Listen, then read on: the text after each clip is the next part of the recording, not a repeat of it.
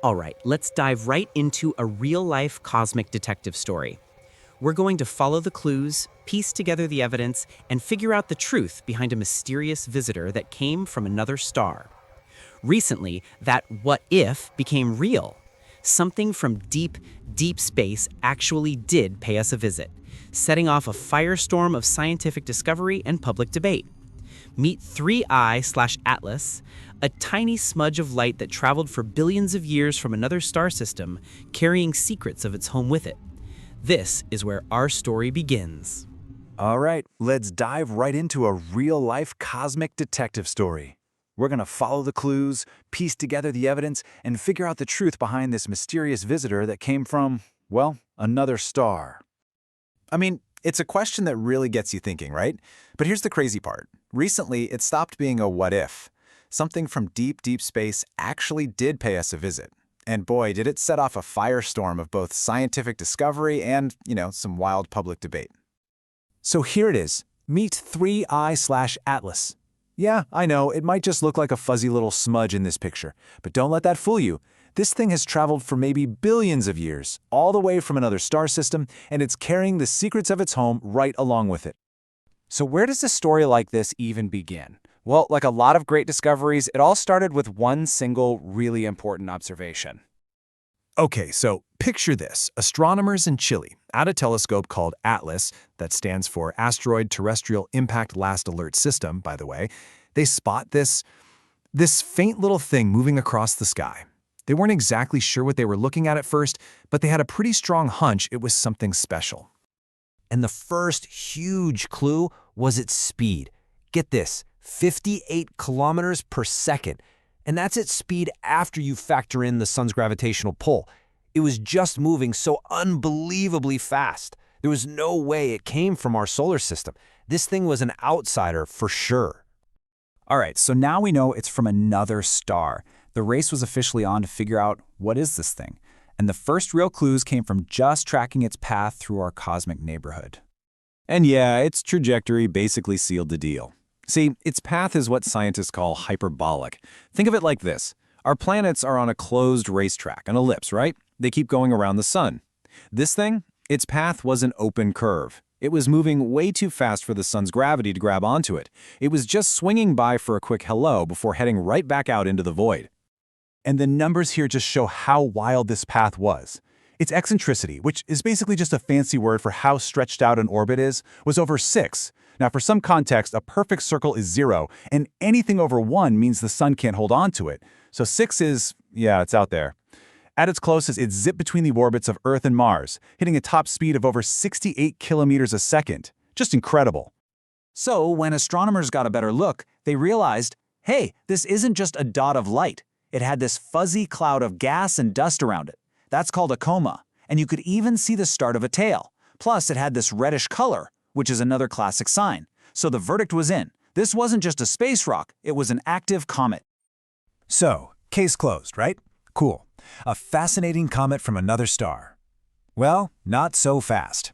This is where our story takes a really sharp and very, very public turn, all thanks to a pretty provocative new theory. Get this, just 2 weeks. 2 weeks after it was discovered, the astrophysicist Avi Loeb and his team published a paper with a title that, well, it was explosive. They basically said, hold on, everyone. We need to consider a totally different and, frankly, a much more dramatic explanation. So on one hand, they were pointing to what they called anomalies. They said it seemed unusually large, that they weren't seeing certain chemicals you'd expect, and that its path just seemed a little too perfect. But on the other hand, the broader scientific community had answers for all of that. They argued the nucleus wasn't that big, that we couldn't see the chemicals yet because it was just too far away, and that, the path was rare, but not, impossible.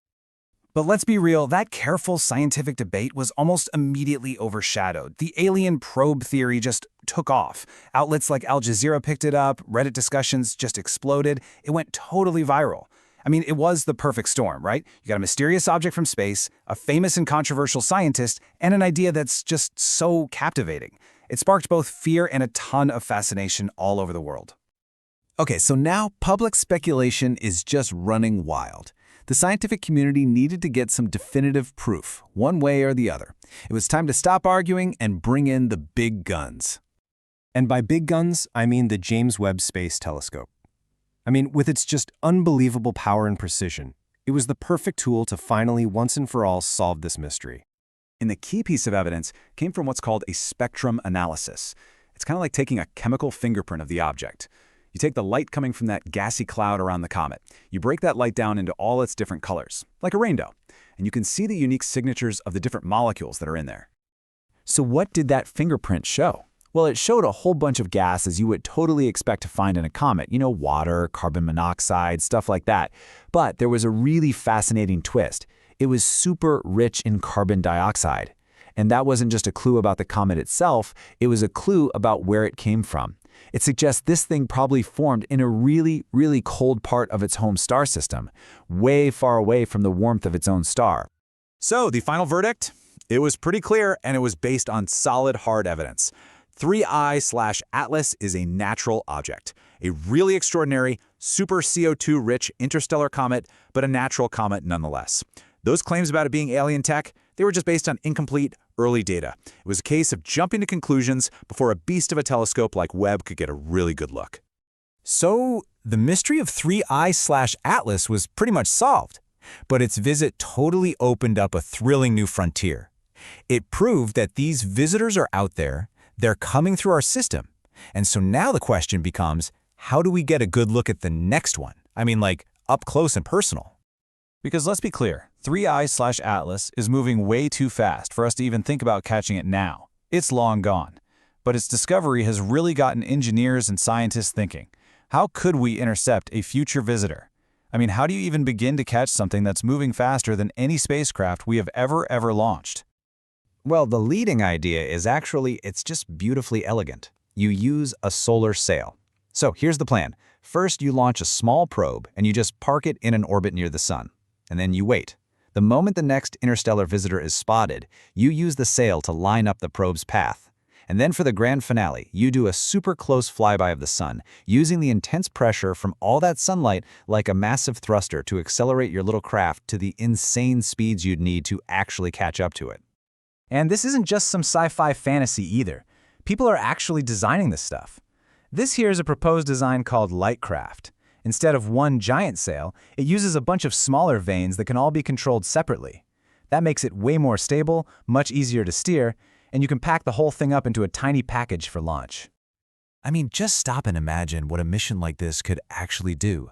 We could get the very first high-res, close-up pictures of something from another star system. We could do a super detailed chemical analysis, figure out its mass, its density, and, the ultimate dream? Maybe, just maybe, a sample return mission. Can you imagine bringing a little piece of another solar system all the way back to Earth? And that really brings us to the final, just tantalizing thought here. These things, they're like little time capsules, right? They're messengers from distant alien worlds. So if we actually did it, if we sent a probe to go meet the next one, what's the one single question we should try to answer?